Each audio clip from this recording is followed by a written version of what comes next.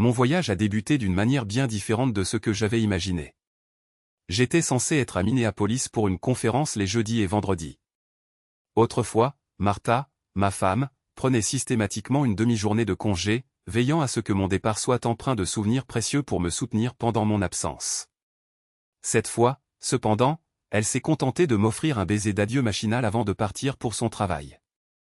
Mon nom est Evan de Badrovitsin, mais on m'appelle communément Bodje. J'ai 49 ans et je suis marié à ma femme, Martha, depuis 24 ans. Nous avons 2 enfants, Ross, 22 ans, et Amelia, 20 ans. Vers 3 heures de l'après-midi, j'ai terminé ma journée de travail et me suis dirigé vers l'aéroport. Mon vol était prévu à 18 heures. Ayant une forte aversion pour les retards, surtout lorsqu'il s'agit de voyages en avion, j'arrive toujours à l'aéroport bien à l'avance. Cette fois-ci, tout s'est déroulé sans incident, aboutissant à 1 heure d'attente pour l'annonce de l'embarquement. En raison de mauvaises conditions météorologiques, l'appareil en provenance du Minnesota avait du retard. Une tempête de neige approchait rapidement. Après un report de 45 minutes, nous avons finalement embarqué dans l'avion. Environ 30 minutes après le décollage, j'ai perçu une inclinaison distincte vers la gauche. Au début, j'ai attribué cela à une correction de trajectoire de routine. Cependant, j'ai vite compris que l'avion effectuait un demi-tour. En effet, le pilote nous a ensuite informé qu'en raison de la tempête de neige, un atterrissage à l'aéroport de Minneapolis était impossible et que nous retournions à notre point de départ.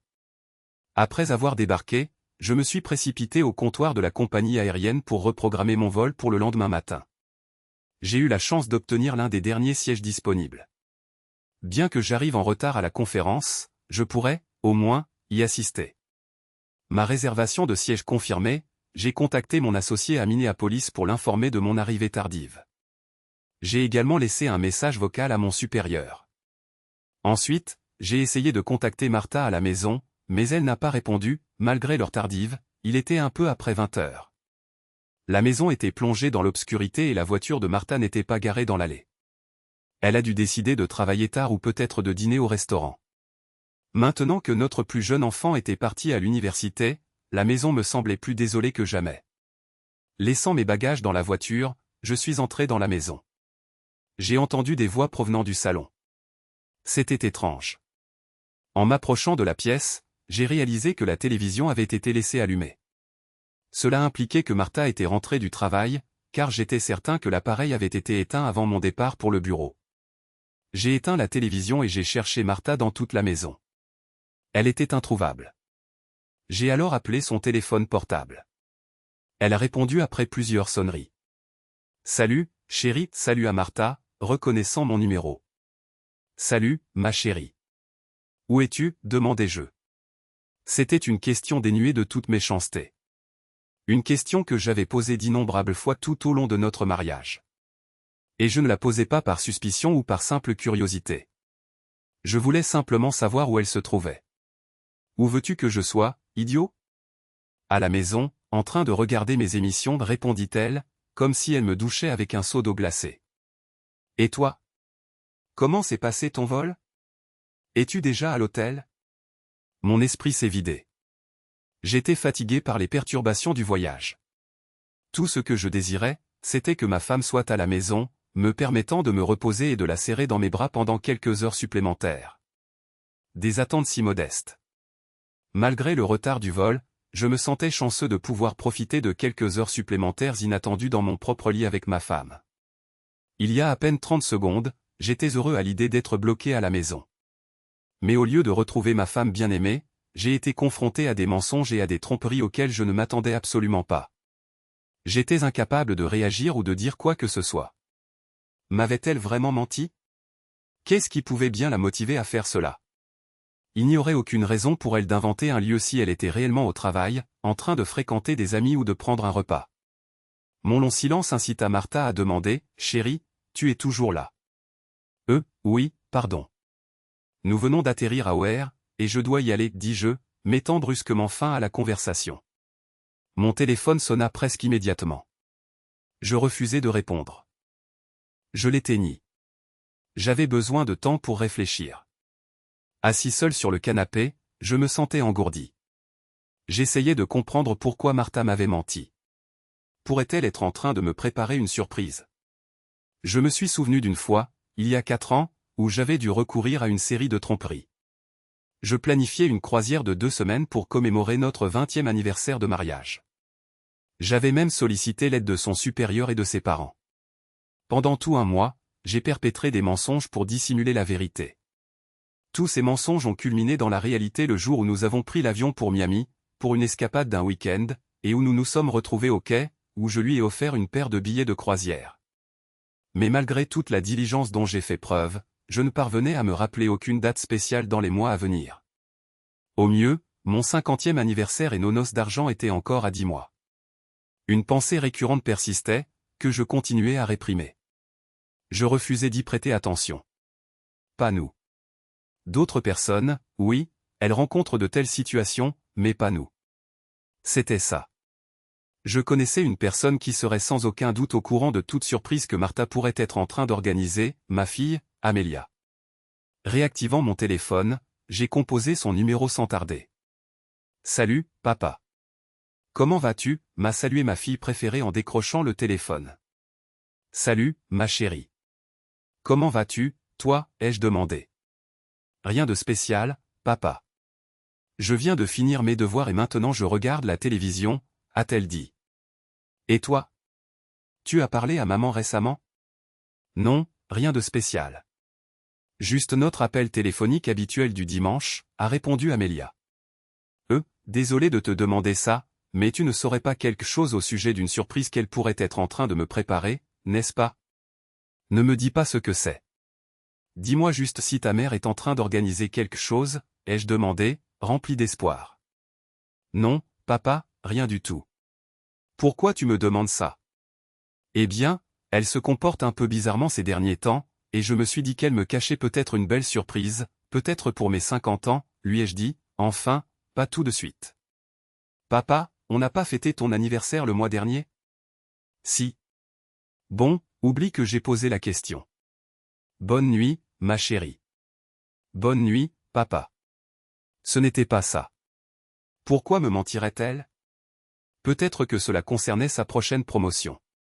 Oui, ça doit être ça, l'explication. Je ne suis pas sûr de la raison pour laquelle elle a menti à ce sujet, mais cela pourrait être lié au fait qu'elle travaillait toujours avec diligence pour l'obtenir. Ces derniers temps, sa course à cette promotion l'avait gardée au bureau si tard, si souvent. Elle savait qu'aucune promotion ne valait le temps que nous sacrifions ensemble. Elle savait que je lui avais demandé de réduire légèrement sa charge de travail afin que nous puissions passer plus de temps ensemble. Elle savait aussi que j'avais tout à fait le droit de lui faire cette demande, car j'avais moi-même refusé une promotion quelques mois avant notre 20e anniversaire pour me consacrer davantage à elle et aux enfants.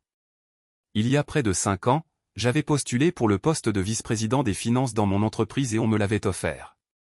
Le seul inconvénient était les déplacements constants au siège social à Chicago pour les réunions du conseil d'administration, ainsi que les visites régulières à toutes nos usines à travers le pays. J'avais été ravi qu'il m'offre le poste, mais Martha m'avait rapidement fait reconsidérer si je devais l'accepter.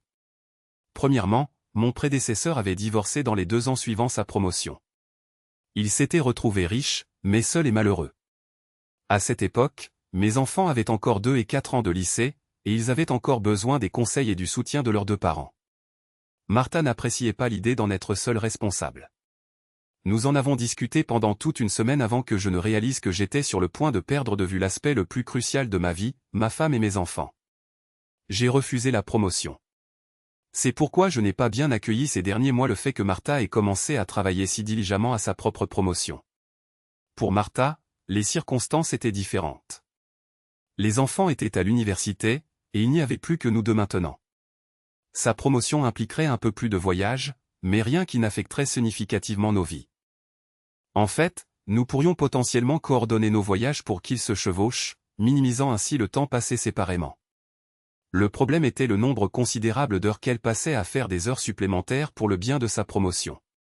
Voir ma femme seulement 1 ou 2 heures par jour pendant toute une semaine ne me plaisait pas beaucoup, sans parler du fait que notre intimité avait diminué.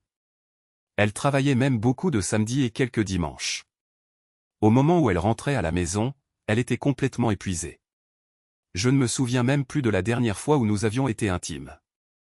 Il y a 3 semaines le mois dernier.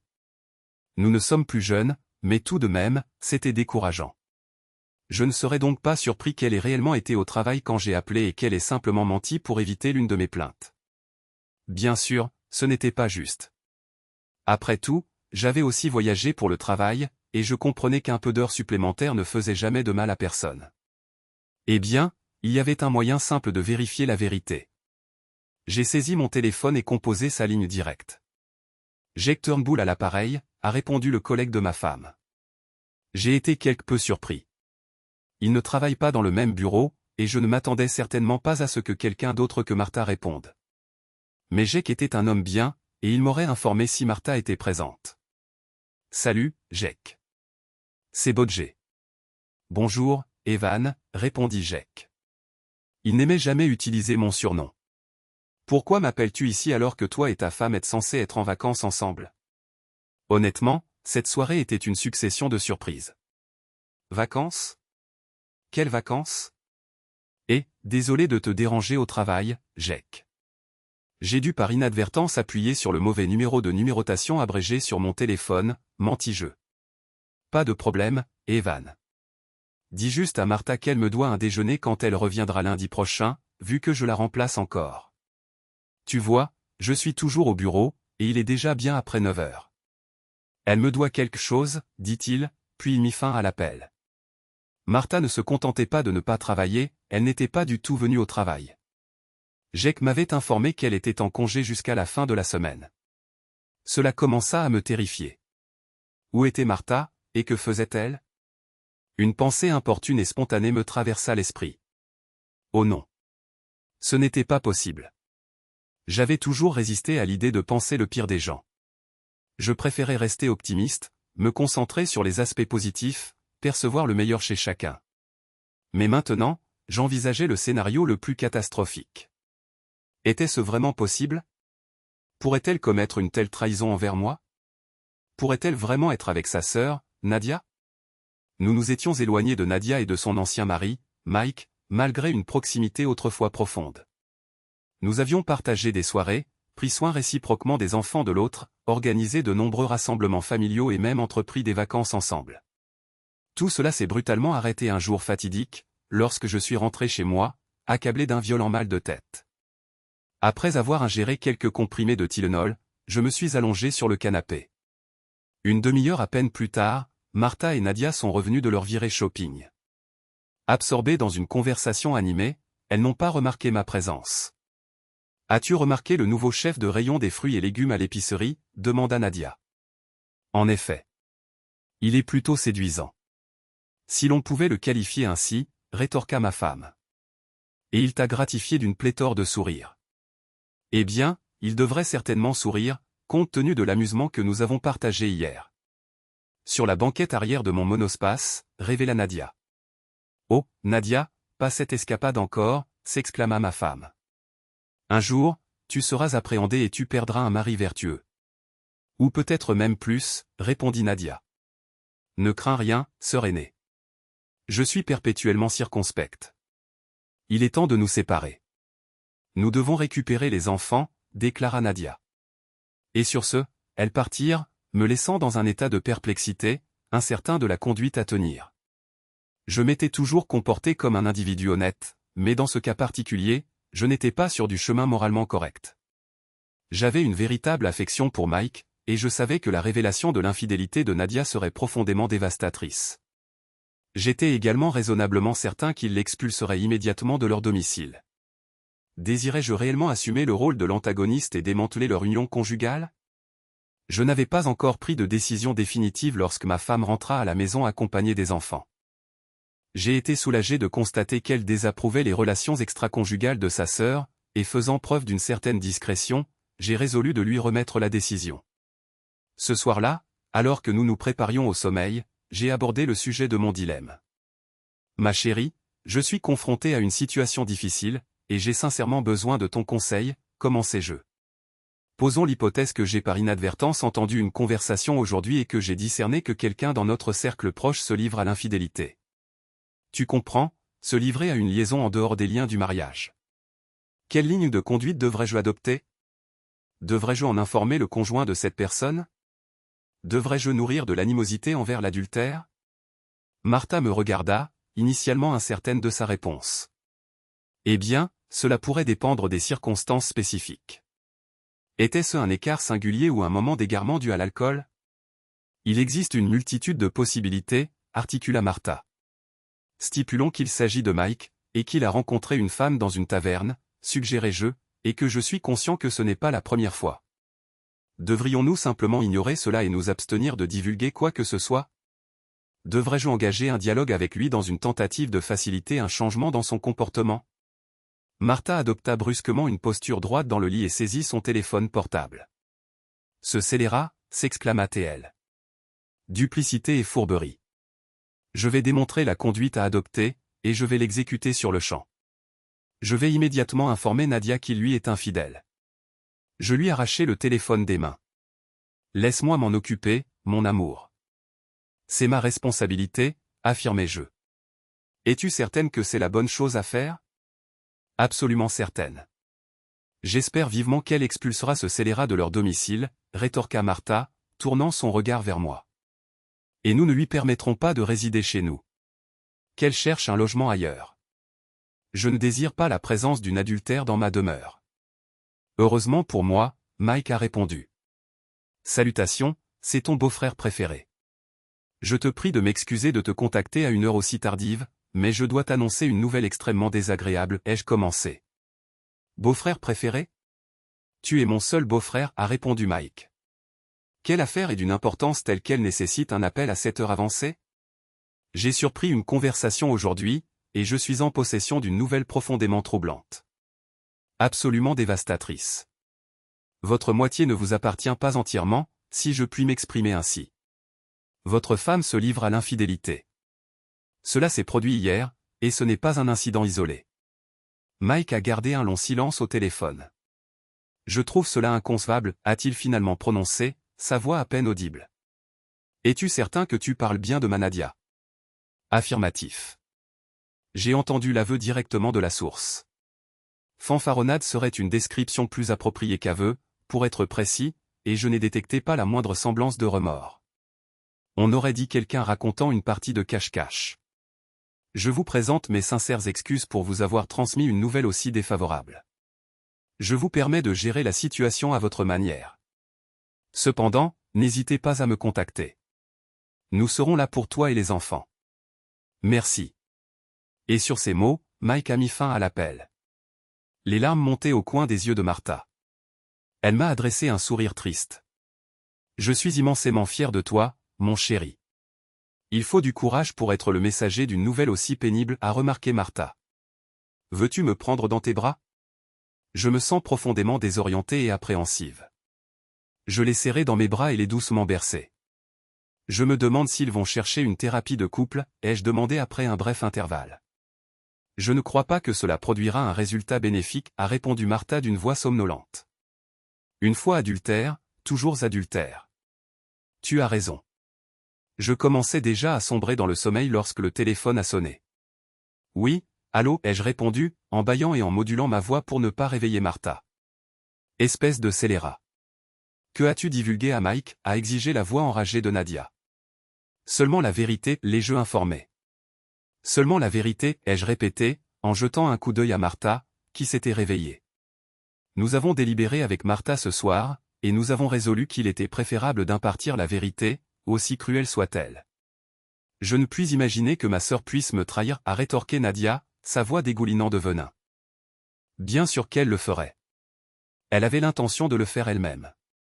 Cependant, je lui ai arraché le téléphone et j'ai résolu d'informer directement ton mari, ai-je déclaré. Nous avons convenu que les adultères doivent en supporter les conséquences, quelles qu'elles soient. Nadia a commencé à pleurer. Mais quel recours ai-je? Mike m'a expulsé de notre résidence, a articulé Nadia entre deux sanglots.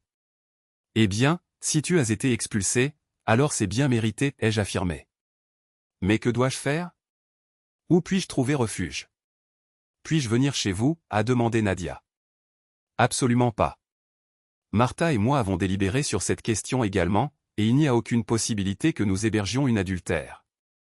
Tu seras contrainte de te débrouiller indépendamment. Je ne puis imaginer que ma sœur puisse proférer de telles paroles. Elle-même a proclamé Nadia. Martha, que disons-nous à une adultère qui cherche à résider chez nous après avoir été expulsée, ai-je demandé, dirigeant le téléphone vers elle et ocluant le récepteur avec mon doigt. Un sourire espiègle s'est étendu sur son visage. Elle s'est penchée plus près du téléphone. Je ne désire pas la présence d'une adultère dans ma demeure. Va-t'en, espèce d'impur, a proclamé Martha avec une fierté authentique, après quoi j'ai rapidement ramené le téléphone à mon oreille. Je parlerai au nom de nous deux, et je l'articulerai une seule fois. Tu es rayé de nos vies. Garde tes distances avec nous. Abstiens-toi de nous rendre visite et abstiens-toi de nous appeler. Si tu as besoin d'un logement, cherche refuge auprès de tes parents et efforce-toi de leur élucider le raisonnement justifiant ton expulsion de ta propre résidence, ai-je déclaré, puis j'ai mis fin à l'appel. Martha m'a enlacé encore plus fort dans ses bras. Je suis immensément fier de toi, mon chéri, a-t-elle exprimé. Nous avons sombré dans le sommeil. Le lendemain matin, comme le dicte l'adage scandinave, les excréments proverbiaux ont impacté le propulseur rotatif d'air. Heureusement, les enfants dormaient encore. Le père de Martha a téléphoné tôt, et elle a répondu. J'ai pu l'entendre réprimander violemment sa fille. Le sourire de Martha s'est dissipé, et son teint a pâli. Elle pleurait quand elle a mis fin à l'appel. Que as-tu fait, a demandé Martha. Que avons-nous fait, mon amour? J'ai sollicité tes conseils, et c'est toi qui as proposé d'informer Mike de cette affaire. Couper les ponts avec une adultère infidèle était également ta proposition, et j'y ai adhéré de tout cœur, déclarai-je. Mais tu as affirmé que c'était Mike qui trompait Nadia, ajoutai-je. Admettons que Mike ait rencontré une femme dans une taverne et ait eu des relations sexuelles avec elle. Je n'ai jamais dit qu'il avait effectivement commis un adultère contre elle. Et de toute façon, quelle différence y a-t-il entre Mike commettant un adultère contre Nadia ou Nadia commettant un adultère contre Mike, demandai-je à Martha. Eh bien, Nadia est ma sœur, répondit Martha. Alors tu affirmes qu'il est permis pour elle de commettre un adultère contre son mari uniquement parce qu'elle est ta sœur? Que cela relève d'une affaire de famille. Ai-je des raisons d'être inquiet ici, demandai-je, mon irritation palpable. Martha resta sans voix. Ma chérie, je vais te le dire une fois, et tu ferais mieux de me croire. Ta sœur est un mauvais exemple pour nos enfants. Je ne veux pas qu'elle s'approche, et je ne veux pas que tu gardes contact avec elle. Elle n'a pas sa place dans cette maison et n'a pas sa place près de nos enfants. Cela s'était passé il y a 3 ans. Je sais que Martha gardait encore occasionnellement contact avec sa sœur, mais c'était un sujet tabou dans notre foyer. Cela ne me surprenait pas qu'elle aille voir sa sœur pendant mon absence et qu'elle me le cache. Elle restait une personne pour laquelle j'avais peu d'affection, mais depuis que Mike s'était remis de cette épreuve et s'était rapidement remarié, la majeure partie de mon ressentiment s'était dissipée. J'avais simplement cessé de me soucier de cet adultère, et j'étais heureux qu'elle soit absente de nos vies. Martha. Martha, nous devons discuter de cette affaire. Ce n'est pas un sujet agréable, mais ce sera plus facile pour nous si nous dissipons l'ambiguïté. Je suis raisonnablement certain qu'elle détestait me tromper à ce sujet, d'autant plus que je n'avais plus aucune inquiétude. Devant moi se tenait une foule d'au moins 1000 participants à un congrès. Tous me regardaient fixement. Une masse anonyme et sans visage. J'inspirais profondément et commençai ma présentation. La recherche indique que dans le domaine des mouchoirs en papier, il existe 2 catégories distinctes d'individus. Il y a le premier groupe, les négationnistes. Les individus qui se mouchent, détournent le regard et jettent immédiatement le mouchoir. Et puis il y a les réalistes. Ils se mouchent, puis examinent le mouchoir. Un individu dans la foule fit signe, essayant d'attirer mon attention. C'était Dave Millis, le supérieur de Martha. Oui, demandai-je. Eh bien, sourit-il d'un air narquois. Confronte-toi à la réalité. Immédiatement après lui, Jake Turnbull se leva, souriant. J'ai eu des relations sexuelles avec ta femme, moi aussi. Un troisième homme, un inconnu, se leva également. Moi aussi, cria-t-il, éclatant de rire. Non, pas vraiment. J'ai juste toujours voulu dire ça. Et toute la foule éclata d'un rire bruyant. Des milliers de visages hostiles me souriant. Me redressant, je réalisai que j'étais assis sur le canapé. Mince. J'avais sombré dans le sommeil là. Essuyant la salive de mon visage, je me levai et consultai l'horloge. Il était minuit. J'ai dû dormir pendant plus d'1 heure. Peut-être que Martha était rentrée à la maison pendant mon sommeil et n'avait pas remarqué ma présence. Après tout, je n'étais pas censé être là. Je me dirigeais vers la chambre, mais il n'y avait aucune indication de sa présence. Puis, je me suis rappelé qu'elle était probablement en compagnie de sa sœur. J'ai envisagé de contacter Nadia et de demander Martha, mais j'ai réalisé que, bien que j'ai récupéré ses enfants à cet endroit à plusieurs reprises, je n'avais aucune connaissance de son numéro de téléphone. Où l'avais-je? Je pris mon smartphone, et alors que j'allais parcourir mes contacts, je remarquai l'icône de l'application Find My Phone. Je l'avais installée sur nos deux téléphones l'année précédente après avoir égaré le mien quelque part entre New York et Cincinnati. En quelques secondes, j'avais localisé Martha, Mills Lake. Que diable faisait-elle à Mills Lake? Nadia était financièrement aux abois, et il n'y avait absolument aucune chance qu'elle puisse se permettre d'acheter ou même de louer un chalet là-bas. C'était une communauté très sélecte, où la plupart des résidences valaient plusieurs fois plus que la nôtre. J'utilisais Google Earth pour déterminer sa localisation précise. Non pas dans le village même, mais dans un domaine très isolé entouré d'un immense mur de pierre. Que faisait Martha dans une résidence de millionnaire? Mills Lake était à environ 1 heure de route de la ville. Je devais déterminer ce qu'elle y faisait. Je n'étais pas préparé à une confrontation, si jamais je l'étais. Néanmoins, je devais découvrir ce qu'elle tramait.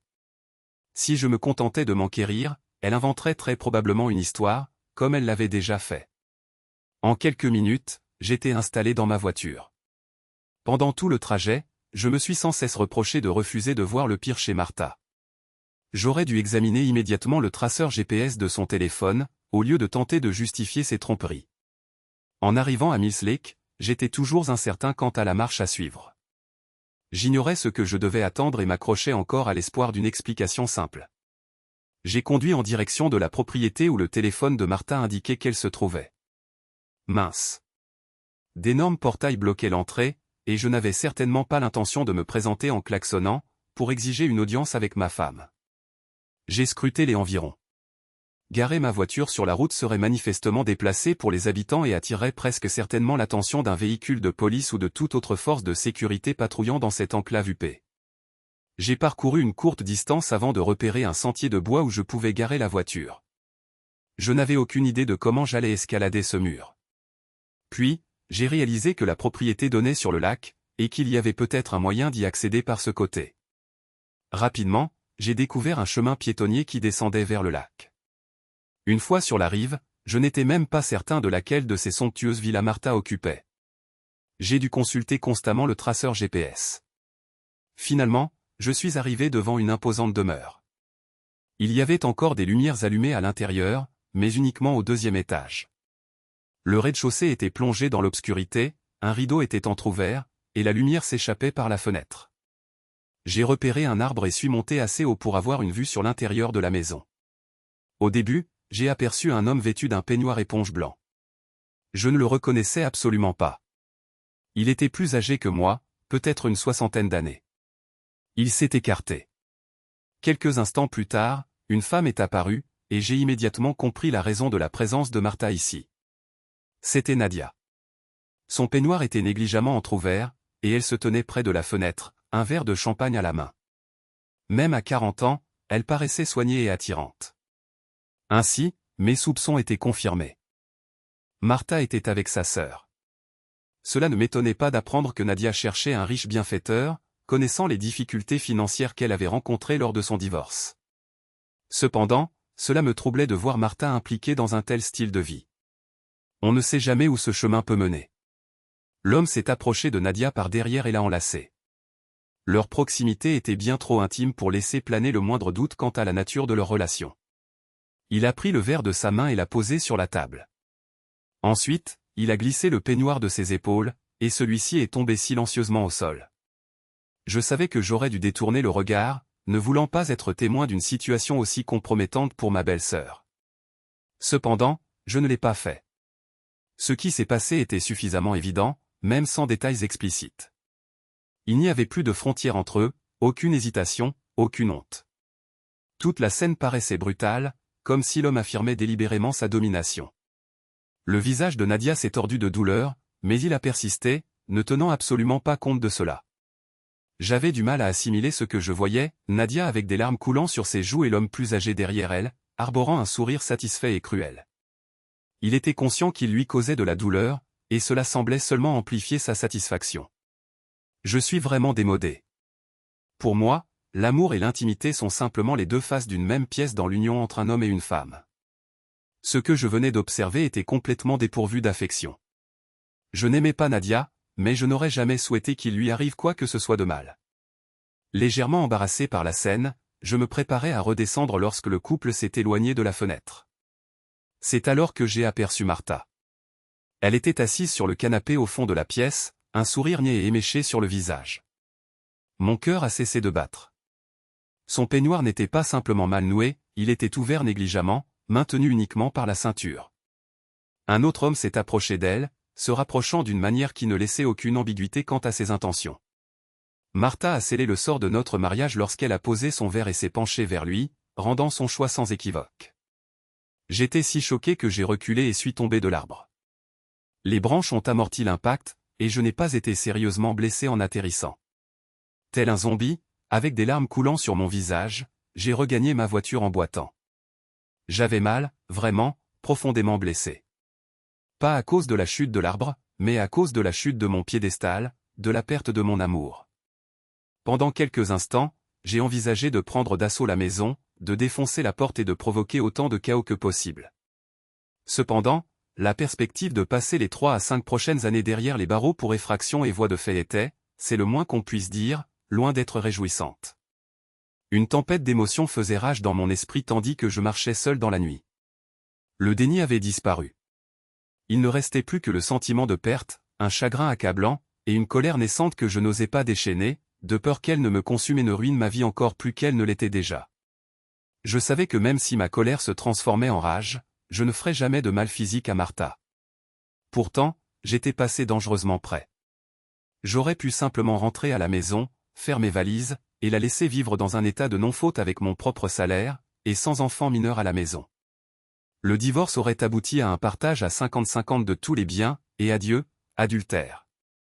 Mais je voulais une once de revanche. J'ai caressé cette idée pendant plusieurs minutes, puis j'ai décidé de la mettre à exécution et d'observer le résultat. J'ai récupéré mon téléphone et composé le numéro de Martha. Comme prévu, elle n'a pas répondu, et j'ai été redirigé vers sa messagerie vocale. J'espérais qu'elle l'écouterait immédiatement après que j'ai laissé le message, juste au cas où. « Salut chérie », ai-je dit. « Tu n'as pas répondu au téléphone fixe, alors j'essaie ton portable. Je veux simplement t'informer de ne pas paniquer quand tu entendras mes clés dans la porte dans quelques minutes. » La soirée a été folle à cause de la tempête de neige. Notre avion a été dérouté vers Chicago, puis renvoyé ici. Ils ne sont pas sûrs de l'heure exacte à laquelle nous atterrirons, mais je devrais être à la maison environ 30 minutes après. À bientôt. Maintenant, elle aurait entendu le signal l'alertant qu'elle avait un nouveau message vocal. Comme c'était le milieu de la nuit, elle devait être suffisamment curieuse et inquiète pour écouter le message immédiatement. C'était vraiment inhabituel de ma part. Maintenant, elle cherchait son téléphone et passait à la messagerie vocale. S'il vous plaît, qu'elle soit suffisamment ivre pour ne pas se rendre compte que je n'aurais pas pu utiliser mon téléphone portable dans l'avion. Maintenant, elle était en état de panique. Elle était sur le point de se faire prendre. Elle était incertaine, mais elle pensait probablement qu'elle pouvait encore sauter dans la voiture et arriver à la maison avant moi. À présent, elle s'habillait à la hâte et répondait probablement aux questions de sa sœur et de son amant. Mon téléphone m'a surpris quand il a commencé à sonner. Je n'y avais pas pensé, bien sûr. Il était logique qu'elle essaie de savoir précisément quand je serais à la maison. « Salut chérie. Désolé si je t'ai réveillé, ai-je dit. « Ça va. Es-tu déjà en route pour la maison ?» a demandé Martha. « J'y serai dans environ 1 heure, à quelques minutes près, » ai-je répondu, sachant qu'il serait difficile pour elle de rentrer avant moi, mais encore possible. « D'accord, à bientôt » a-t-elle dit et a raccroché. Quelques minutes plus tard, j'ai vu sa voiture franchir les grilles du domaine et accélérer rapidement vers l'autoroute. Mince. Elle a failli quitter la route. Elle devait être plus ivre que je ne l'imaginais. C'était une chose de se livrer à ce petit jeu avec Martha, mais c'en était une autre de rester les bras croisés pendant qu'elle risquait d'être impliquée dans un accident et de tuer des innocents. J'étais en colère contre elle, mais pas à cause de ce qu'elle m'avait fait, mais parce qu'elle mettait en danger la vie de la mère de mes enfants. Réfléchis vite. Plus vite. Le 112. Quelle est votre urgence? Je voudrais signaler un conducteur ivre. La voiture m'a presque percuté, puis a dévié, zigzagant sur toute la route. Elle vient de s'engager sur l'autoroute à Mills Lake, en direction du sud. C'est une Ford Taurus bleu foncé, et j'ai noté les 4 derniers chiffres de la plaque d'immatriculation, 7000 714. S'il vous plaît, que quelqu'un arrête cette voiture avant que le conducteur ne tue quelqu'un. Ils m'ont remercié pour le signalement et m'ont assuré qu'une voiture de patrouille enquêterait sur le conducteur ivre. J'ai maintenu une distance discrète et j'ai suivi Martha. Après 2 virages, j'ai repéré une voiture de la patrouille routière sur un pont au-dessus de l'autoroute. Dès que la voiture de Martha est apparue, la voiture de patrouille s'est engagée sur l'autoroute. Effectivement, ils l'ont arrêtée. Je les ai dépassés. 45 minutes plus tard, j'étais à la maison. C'était presque comique, si ce n'était pas si tragique qu'en une nuit, la vie de quelqu'un que j'avais autrefois aimé si profondément était devenue insignifiante pour moi. J'ai même dû passer plusieurs secondes à peser la possibilité que Martha meure dans un accident de voiture face à la tristesse et à la souffrance que mes enfants endureraient. Nulle part dans ce calcul, mon amour pour elle n'a joué un rôle. Ce n'était pas que je ne l'aimais plus, c'était que je ne pouvais plus envisager de vie future ensemble. Après avoir coupé la sonnerie du téléphone fixe, j'ai également désactivé mon portable. J'avais besoin de temps pour réfléchir. Je n'arrivais pas à croire que j'avais passé les dernières heures à essayer d'excuser les mensonges de Martha alors que la vérité évidente m'avait sauté aux yeux tout le temps. J'ai débouché une bouteille de vin, m'efforçant de déterminer ma prochaine ligne de conduite. Pendant de nombreuses années, j'avais nourri la conviction que mon affection pour Martha mûrirait, tel un grand cru atteignant son apogée avec le temps. Hélas, la réalité me dictait qu'elle avait aigri, se transformant en vinaigre. J'avais aimé cette femme avec une intensité profonde, à tel point que l'angoisse découlant de sa trahison menaçait de me consumer. Non, ce n'était pas uniquement l'acte de trahison qui s'avérait si dévastateur. C'était, dans la même mesure, la prise de conscience brutale que notre amour s'était irrémédiablement éteint. Privé de cet amour, je me sentais totalement dénué de substance. Pendant les 26 années précédentes, elle avait défini mon être même. 24 de ces années, nous les avions passées en tant que mari et femme. Pourrais-je possiblement endurer cette épreuve? Ne serait-il pas moins atroce de simplement me diriger vers le pont le plus proche et de plonger dans l'abîme? Jamais je n'avais envisagé un avenir dépourvu de la présence de Martha. Je n'avais aucune idée par où recommencer. Je n'avais jamais pris de décision sans d'abord solliciter les conseils de Martha. Pourtant, à présent, je pouvais à peine envisager la perspective de converser avec elle. La situation était on ne peut plus claire. Ma famille constituait l'intégralité de mon existence. Chacune de mes décisions était prise en pensant d'abord à ma femme et à mes enfants. Même nos engagements sociaux tournaient principalement autour des besoins de notre cellule familiale. Mes interactions avec mes collègues étaient minimales. J'honorais de ma présence les événements publics, tels que la soirée de Noël annuelle et autres rassemblements similaires. Cependant, je rentrais invariablement chez moi dès la fin de mon travail. Au cours de la dernière décennie, je pouvais compter sur les doigts d'une main les fois où j'avais fréquenté des personnes de mon lieu de travail. Maintenant, nos enfants ayant quitté le nid, il ne restait plus que Martha et moi. Et maintenant, j'étais seul. J'étais abandonné à lutter contre mon chagrin, laissé désolé sans personne sur qui déverser mon affection. Pour la première fois de ma vie, j'ai ressenti une véritable solitude. Pourquoi m'avait-elle infligé une telle angoisse? Pourquoi recourir à la tromperie quand un divorce simple, bien qu'indubitablement douloureux, aurait au moins témoigné d'un minimum de respect pour les années et les moments joyeux que nous avions partagés? Quand son amour pour moi avait-il commencé à décliner? Était-elle simplement restée à mes côtés jusqu'à ce que nos enfants aient grandi et pris leur envol? Quand avait-elle cessé de se soucier de moi? J'avais perçu le départ de nos enfants comme une opportunité d'accorder une plus grande attention à Martha et de nourrir notre relation. Elle, semblait-il, le considérait comme l'aboutissement de notre voyage ensemble. Mes pensées étaient quelque peu confuses à l'époque, mais je comprends maintenant sa perspective. Elle manquait probablement simplement du courage d'initier la séparation. Au plus profond de mon être, je m'accrochais à l'espoir que j'avais encore une certaine importance pour elle.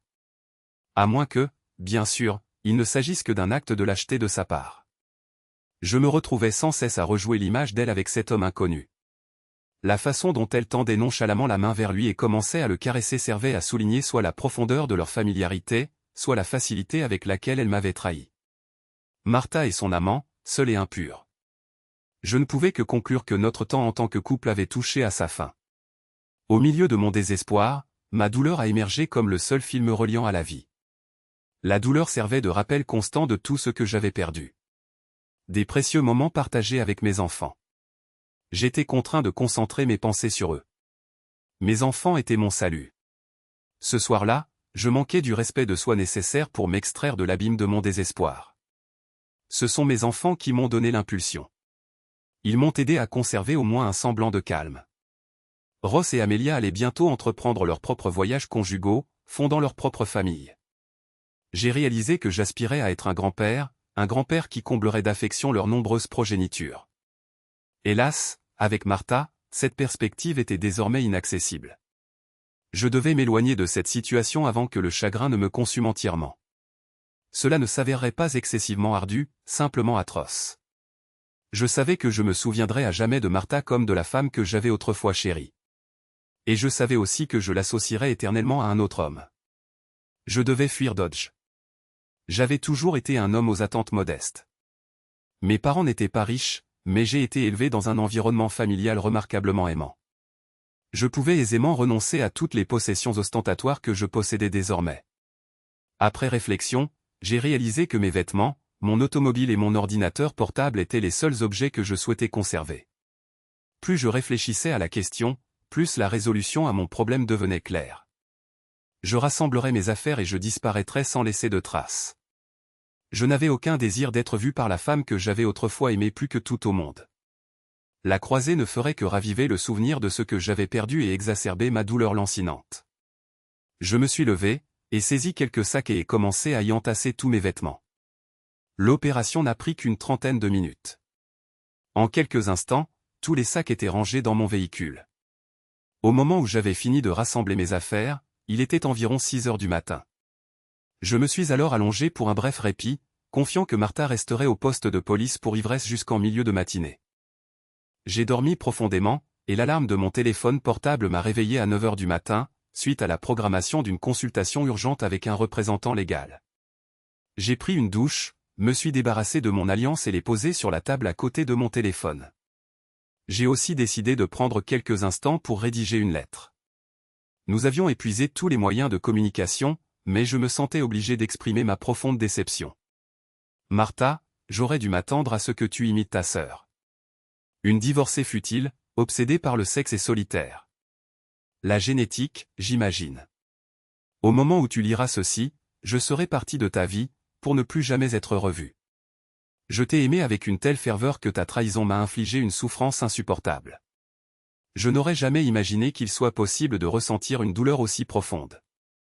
En reconnaissance de nos 24 années de bonheur conjugal, et par gratitude pour les 2 enfants que tu m'as donnés, je m'efforcerai d'être juste et rapide, te permettant de retourner auprès de ton amant. Je souhaiterais simplement que tu aies eu la même courtoisie et que tu aies divorcé avant de commettre l'adultère. As-tu été rémunéré? L'homme semblait très recherché, à en juger par la résidence opulente que tu occupais. Je n'ai aucun désir de te voir ou de te parler. Nous n'avons plus rien à discuter. Mon conseiller juridique se mettra en rapport avec le tien, et tu n'auras qu'à apposer ta signature sur les documents de divorce. PS, je t'implore de descendre au plus profond des enfers. À 10 heures du matin, j'étais présent à l'établissement financier. J'ai soldé tous les soldes impayés de nos facilités de crédit conjointes et les ai ensuite annulés. J'ai demandé à la banque d'émettre un chèque de banque pour l'intégralité de nos économies et dépôts. De plus, j'ai transféré une somme suffisante sur le compte courant pour couvrir le prêt hypothécaire et les dépenses de services publics pour les 2 mois suivants. Par la suite, j'ai retiré mon nom du compte joint. J'ai quitté la banque en possession d'un chèque d'environ 250 000 $. Je suis arrivé sur mon lieu de travail peu avant midi. Mon superviseur a exprimé sa surprise de me voir, étant donné que j'étais censé être dans le Minnesota. Son étonnement s'est intensifié lorsque j'ai annoncé ma démission et mon déménagement imminent. Ma relation professionnelle avec mon supérieur était particulière. Il occupait une position supérieure uniquement parce que j'avais refusé une promotion, ce qui avait initialement engendré un sentiment de malaise et d'obligation de sa part. 2 ans auparavant, lorsqu'il a divorcé, je me suis rendu dans son bureau et lui ai expliqué que la raison même de mon refus de la promotion découlait de mes propres problèmes conjugaux. Depuis lors, nous avions fonctionné davantage comme des partenaires égaux que comme un binôme hiérarchique de superviseurs et de subordonnés. Écoute, commença-t-il, j'ai une proposition à te faire. J'accepterai ta démission de ton poste actuel, mais je m'abstiendrai de demander aux ressources humaines de résilier ton contrat de travail ou de t'émettre un chèque pour ton 401K. Au lieu de cela, j'ai une ouverture au sein de notre division de vente en gros naissante à Tucson.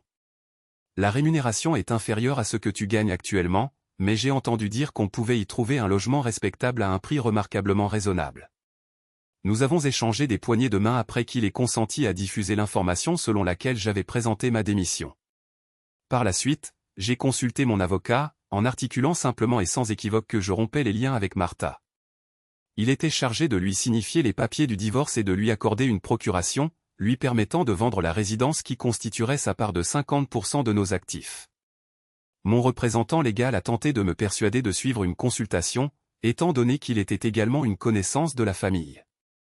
Cependant, il a rapidement reconnu qu'à minuit, je serais installé dans une autre ville, un autre État, et dépourvu de conjoint. À la fin de la journée, j'étais en route. J'étais extrêmement fatigué et me suis arrêté vers 8 heures du soir dans un motel quelque peu délabré.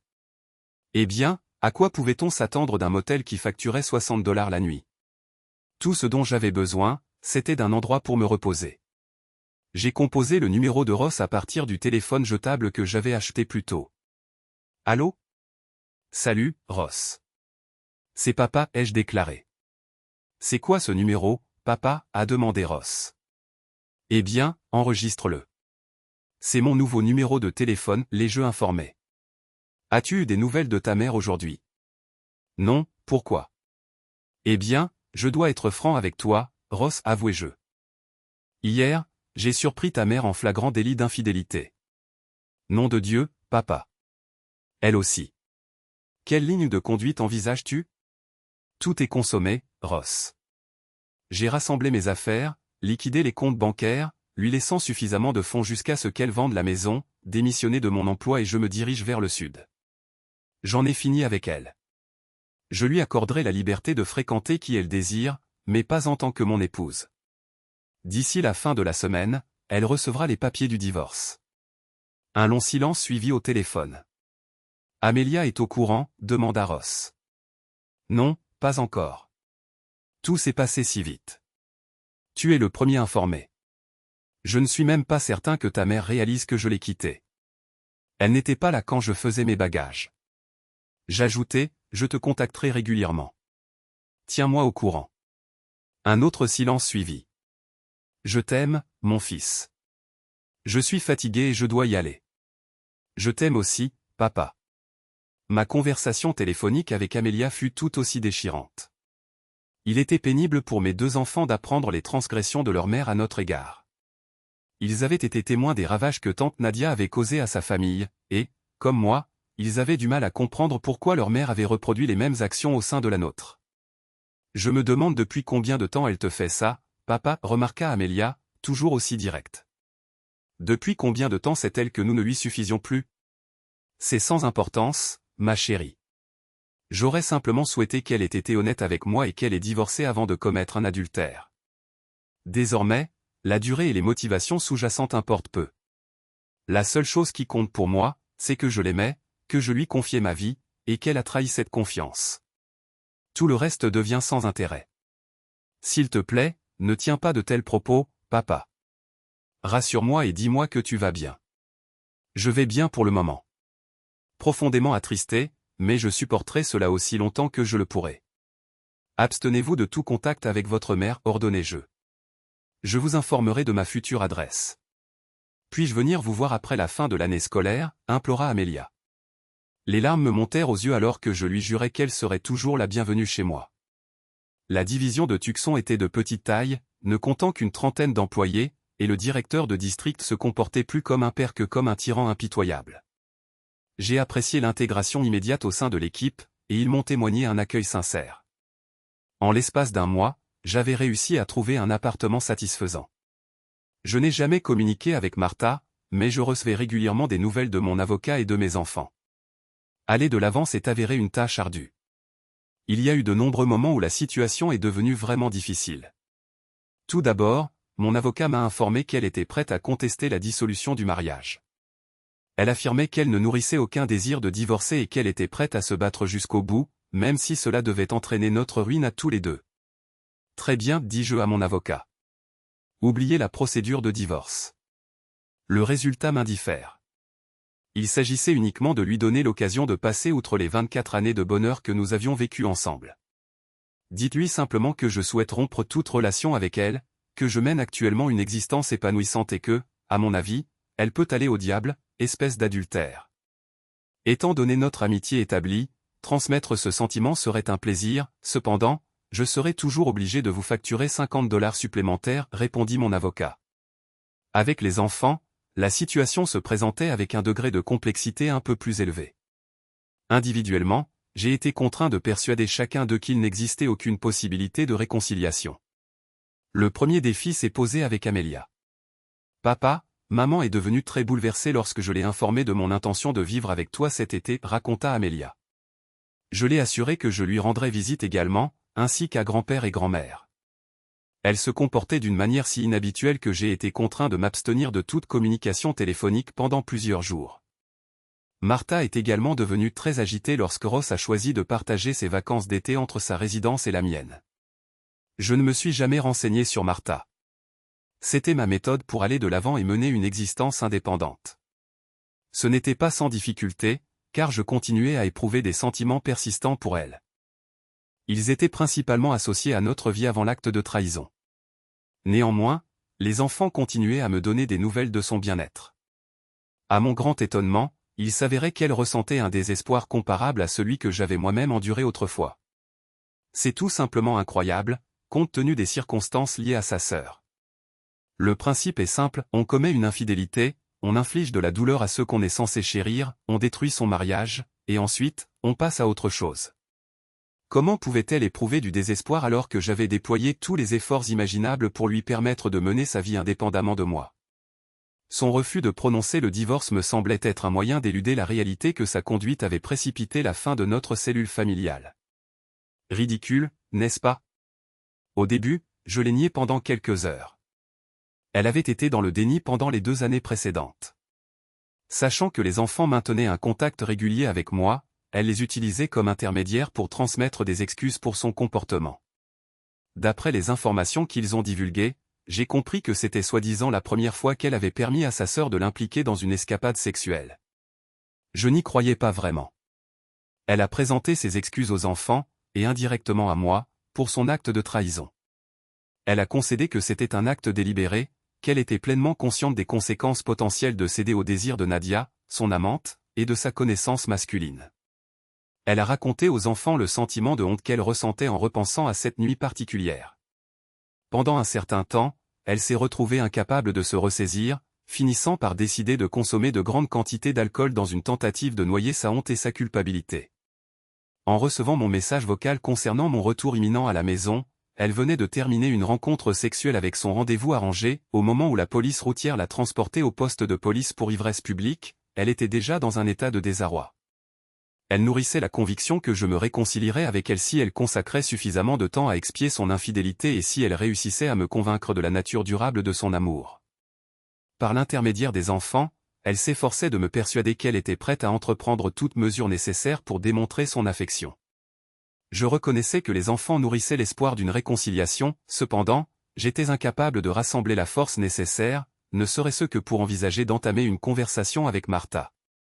La distance géographique qui me séparait de leur mère compliquait encore davantage les choses pour les enfants, car elle les obligeait à choisir entre elle et moi. Martha a persistamment fait pression sur les enfants pour qu'ils divulguent mon lieu de résidence actuel. Tout ce qu'elle savait, c'était qu'il se situait quelque part dans la région sud. Près de 3 ans après mon départ, elle a finalement découvert où je me trouvais. Un jour, alors que je quittais mon lieu de travail, je l'ai aperçue en train de rôder aux alentours du bureau. J'avais une confiance absolue en mes enfants, par conséquent, je n'avais aucune idée de la manière dont elle avait découvert la ville dans laquelle mes enfants résidaient. J'étais conscient qu'elle était convaincue que je changerais d'avis si elle parvenait à me rencontrer en personne.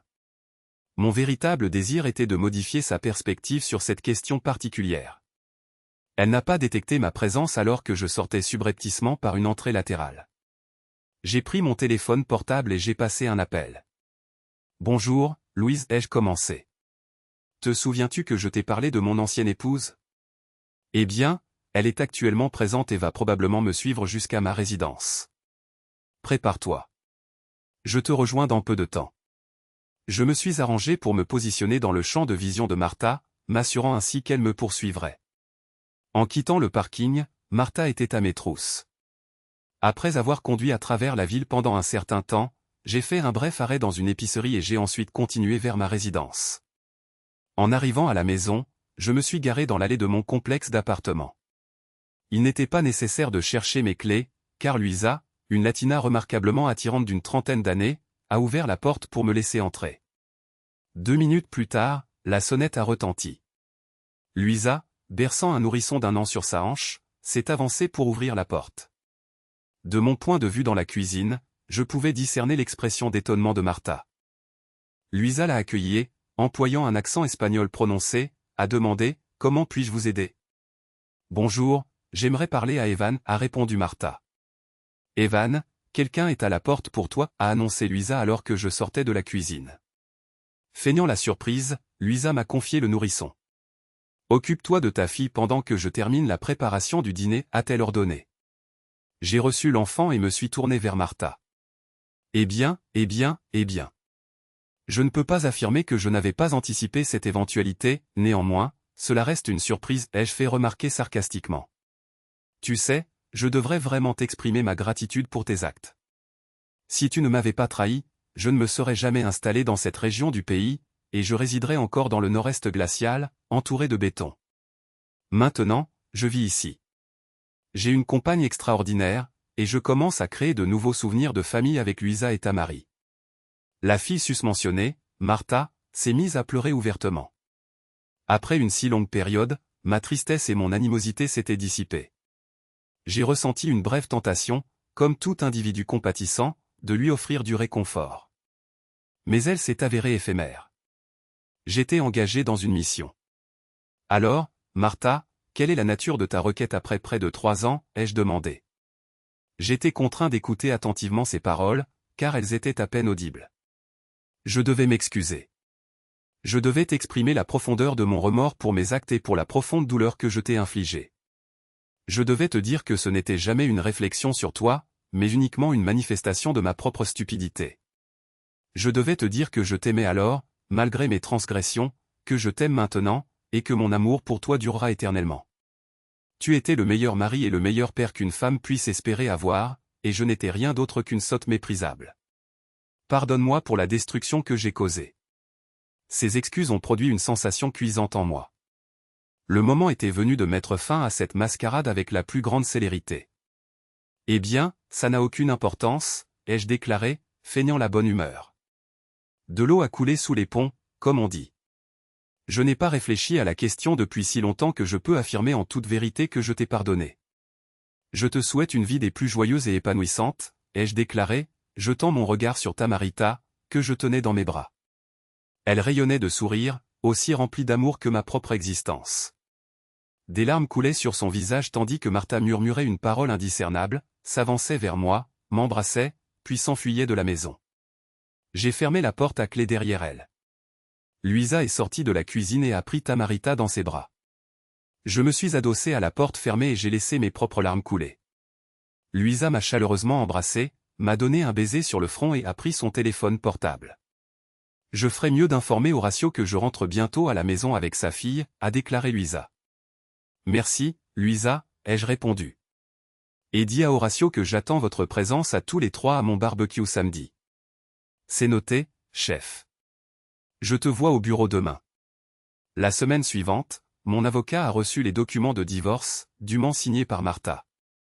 Je progresse, bien sûr, mais à mon propre rythme. J'entretiens des relations amicales avec plusieurs femmes, j'ai une relation sexuelle avec une seule, mais rien de sérieux.